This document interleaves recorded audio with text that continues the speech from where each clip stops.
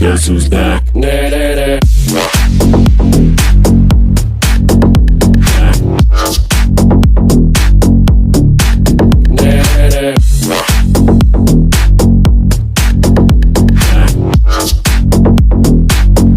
who's back?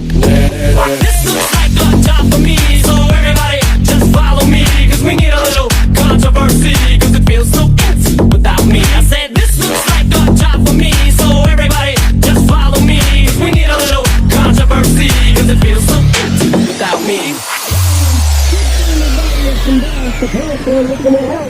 They start feeling like prisoners helpless, till someone comes along on a mission and yells, "Bitch! A visionary!"